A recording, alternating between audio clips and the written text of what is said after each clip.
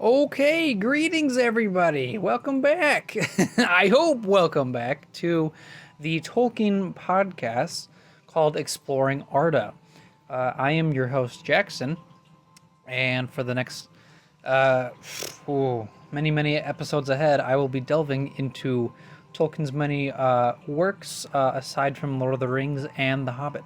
So everything except for those two books, and then if this project does become at least a bit successful, where it's like at least a few listeners, maybe some comments and stuff, and a nice little niche fan base, that would be really fun.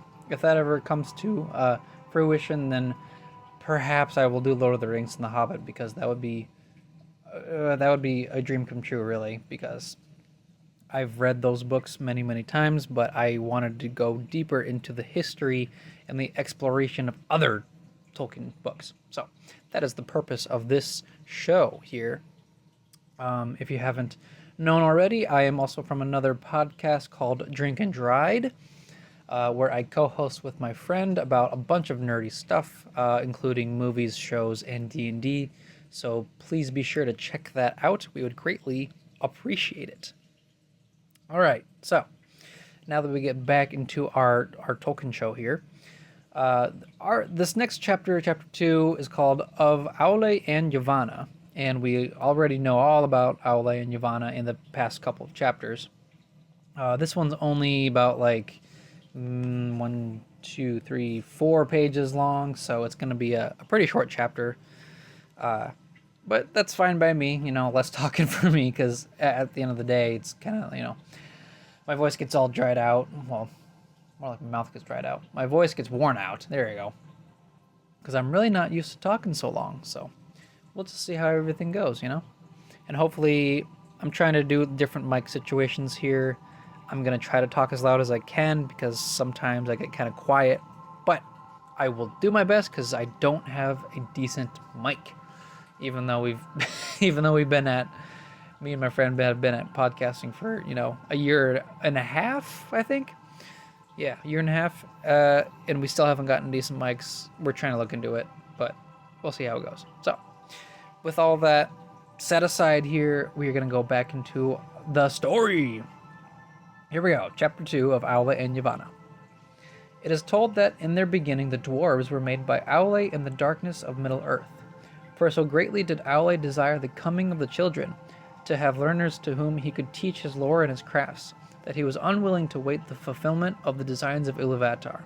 And Aule made the dwarves even as they still are, because the forms of the children who were to come were unclear to his mind, and because the power of Melkor was yet over the earth, and he wished therefore that they should be strong and unyielding. But fearing that the other Valar might blame his work, he wrought in secret, and he made first the 7 fathers of the dwarves, in a hall under the mountains in Middle-earth. So practically Aule is like, hey, I really want the children to be here. Like, come on, like, I want them here, but he has to wait, because he doesn't know when the children of Iluvatar are going to arrive, because only Iluvatar knows. So he's like, I'm going to make a secret race. And he makes the dwarves, pretty much, all in secret. And it makes sense, because he makes them under the earth, in the mountains, which is, pretty much why the dwarves are always delving in the mountains. Delving too greedily and too deep. To kind of quote the Lord of the Rings there. But back to the story now, though. Now, Iluvatar knew what was done, and in the very hour that Aule's work was complete, and he was pleased, and began to instruct the dwarves in the speech that he had devised for them, Iluvatar spoke to him.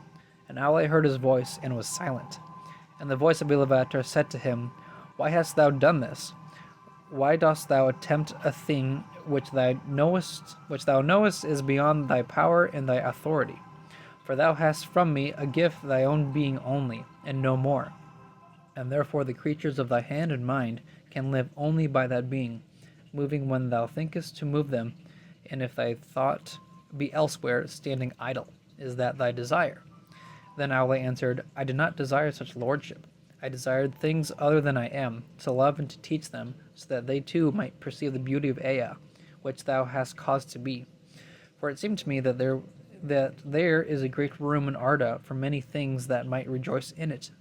Yet it is for the most part empty still and dumb, and in my impatience I have fallen into folly. Yet the making of things is in my heart, for my own making of thee, and the child of little understanding that makes play of the deeds of his father may do so without thought of mockery, but because he is the son of his father. But what shall I do? What shall I do now, so that thou be not angry with me forever? As a child to his father, I offer to these things the work of the hands which thou hast made. Do with them that thou wilt, but should I not rather destroy the work of my presumption? Yeah, pretty much. Iluvatar already knows that Aule creates his own people, and it's really crazy too because Aule actually creates his own language for the dwarves, which is interesting, and actually does make sense when I go back to the thought of Sauron being a Maiar of Aule, with the whole thing of learning a lot of lore, but also creating languages as well, because Sauron uses that whole dark language, and of course, or the black speech. Sorry, the black speech, and just like his use of learning histories and lore and languages makes so much sense.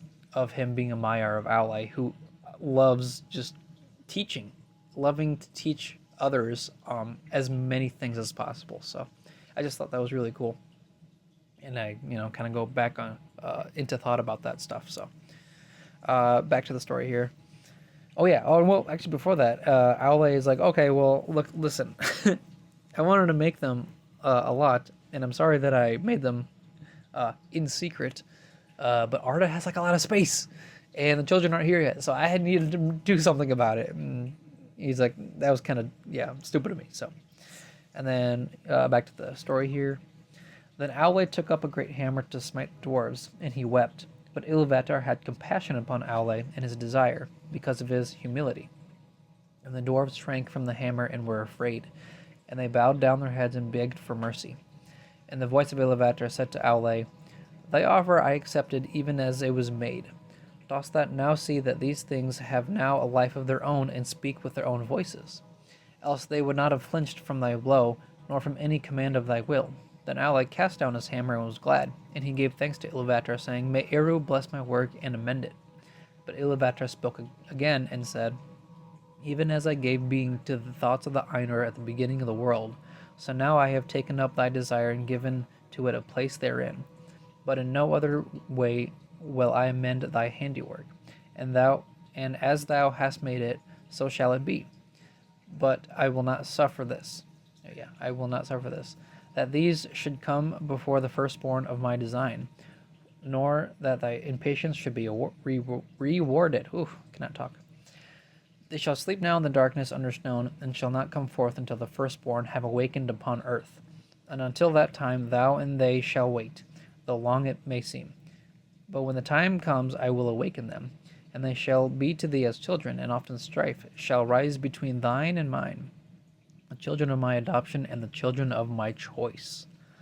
Then Aule took the 7 fathers of the dwarves and laid them to rest in far sundered places, and he returned to Valinor and waited while the long years lengthened. Yeah, so Aule is like, listen, like the dwarves are really cool. Like they're their own people. They have their own thoughts. They got their own language. Like it's a living, breathing, race of beings there. You can't just like straight up kill them because that would be terrible. So he's like, you know what? Put them to sleep, pretty much. Have like this really long waiting period where they're just like frozen in time. Practically, that's kind of what I kind of see it as. Until the firstborn come, and when they do come, then the dwarves can wake up after that. But then even when they do wake up, that they're just gonna be arguing and bickering and all that stuff, So that's his kind of punishment there, which is kind of fair in my opinion. Is that Aule made it secretly behind Eru's back, pretty much, and he's like, listen, you don't gotta destroy it, but this. So back to the story here. Since they were to come in the days of the power of Melkor, Aule made the dwarves strong to endure. Therefore they are stone hard, stubborn, fast in friendship and in enmity, and they suffer toil and hunger and hurt of body more heartily than all other speaking peoples. And they live long, far beyond the span of men, yet not forever. Aforetime it was held among the elves in Middle Earth that dying, the dwarves returned to the earth and the stone of which they were made. Yet that is not their own belief, for they say that Aule, the maker, whom they call Mahal, cares for them and gathers them to Mandos in halls set apart, and that he had declared to their fathers of old that Iluvatar will hallow them and give them a place among the children in the end. Then their part shall be to serve Aule and to aid him in the remaking of Arda after the last battle. They say also that the seven fathers of the dwarves, there you go, return to live again in their own kin and to bear once more their ancient names, of whom Durin was the most renowned in after ages, father of that kindred most friendly to the elves, whose mansions were at Khazad-dûm. So they pretty much go into the whole afterlife guessing of dwarves, because it's not completely clear in this way. Like the elves kind of have a guess for it, but they're like, we're not sure.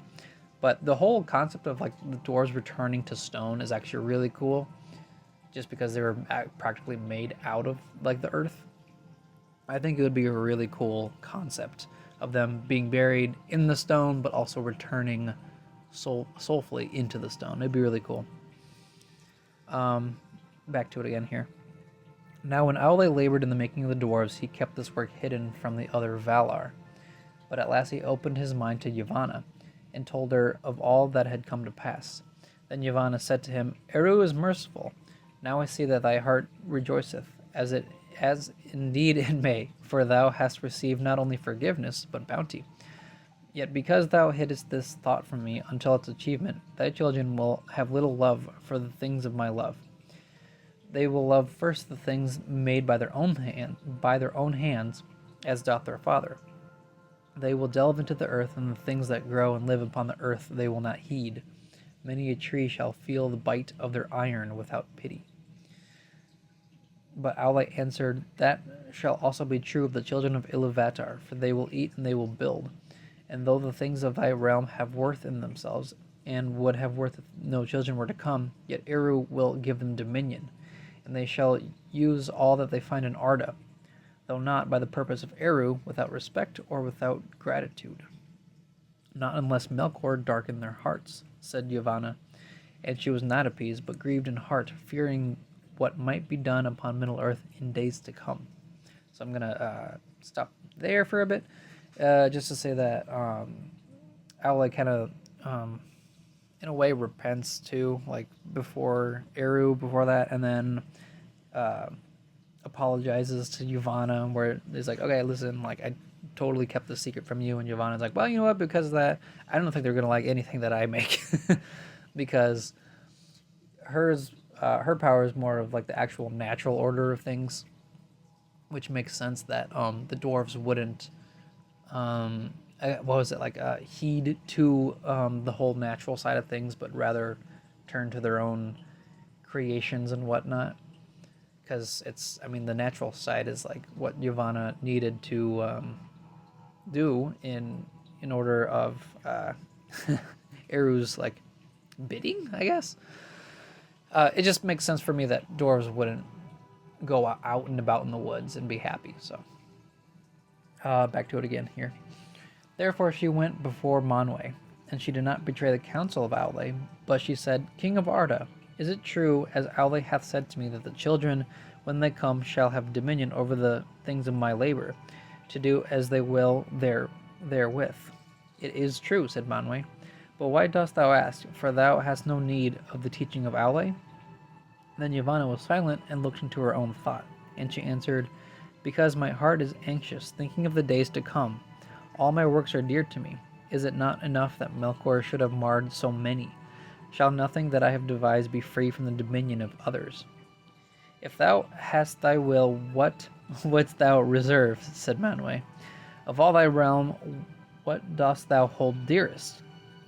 All have their worth, said Yavanna, and each contributes to the worth of the others. but the Kelvar can flee or defend themselves, whereas the Olvar that grow cannot. And among these I hold trees dear. Long in the growing, swift shall they be in the felling, and unless they pay toll with fruit upon bough, little mourned in their passing. So I see in my thought. Would that the trees might speak on behalf of all things that have roots, and punish those that wrong them. That is a strange thought, said Manwe. Yet it was in the song, said Yavanna. For while thou wert in the heavens, and with Ulmo built the clouds and poured out in the rains, I lifted up the branches of great trees to perceive them, and some sang to Iluvatar amid the wind and the rain.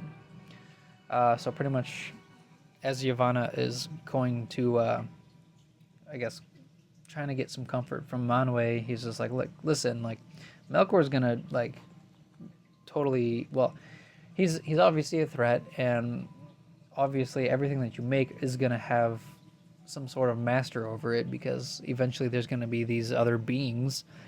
Yavanna doesn't really appreciate it because of everything that she does, and I like the whole line of long as the growing, swift shall they be in the felling. So pretty much it takes, hundreds of years for like this huge tree just to be fully grown, but it only takes, a day to just chop it down.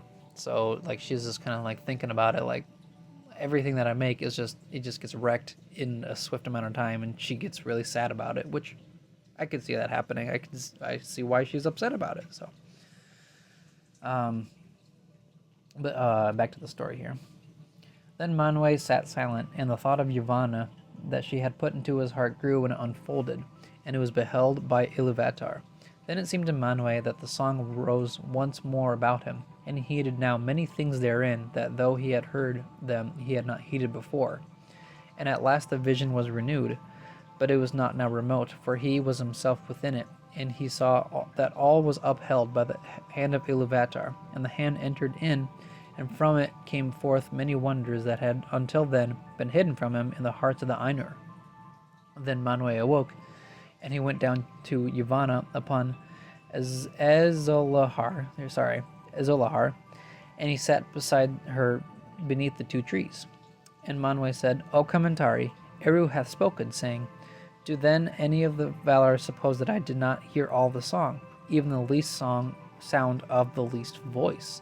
Behold, when the children awake, then the thought of Yavanna will awake also, and it will summon spirits from afar, and they will go among the Kelvar and the Olvar, and some will dwell therein, and be held in reverence, and their just anger shall be feared, for a time, while the firstborn are in their power, and while the secondborn are young. But dost thou not now remember, Commentari, that thy thought sang not always alone? Did not thy thought and mine meet also, so that we took wing together like great birds that soar above the clouds? That also shall come to be by the heed of Iluvatar, and before the children awake there shall go forth with wings like the wind the eagles of the Lord of the West. So he pretty much gets this vision of Iluvatar's song, even though he didn't hear the whole thing apparently because of the whole like second music and whatnot. But Mano is like, hey, look, listen, like this happened before, and when we were singing at the beginning of time, we were all singing together. So of course, like your thought and my thoughts were intermingled as well, even for a little bit. So. Now we get to the last part here of the chapter. Then Yavanna was glad, and she stood up. Reaching her arms towards the heavens, she said, High shall climb the trees of Kementari, that the eagles of the king may house therein. But Manwe rose also, and it seemed that he stood to such a height that his voice came down to Yavanna as from the pass of the winds. Nay, he said, only the trees of Aule will be tall enough, and the mountains the eagles shall house, and hear the voices of those who call upon us. But in the forests shall walk shepherds of the trees. Then Manwe and Yavanna parted for that time, and Yavanna returned to Aule, and he was in his smithy pouring molten metal into a mold. Eru was bountiful, she said. Now let thy children beware, for there shall walk a power in the forest whose wrath they will arouse in their peril. Nonetheless, they will have need of wood, said Aule, and he went on with the smith work. And that's the end of the chapter. Just the whole last part there with the whole shepherds of the trees, which are, I think, is the reference of the Ents coming into being, because what does this say here? Oh, there shall walk a power in the forest whose wrath they will arouse in their peril. So that's, like the Ents are angry because, well, I guess it's kind of like the enemies of the dwarves in a way.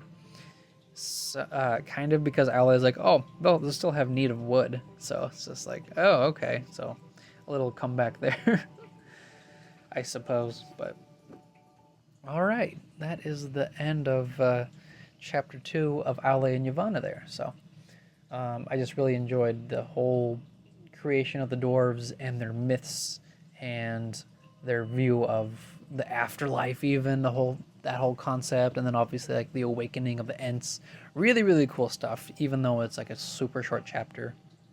And I think there are other like 4-page chapters somewhere in the Silmarillion as well. Really quick, but sometimes like they're just like the most memorable chapters as well. So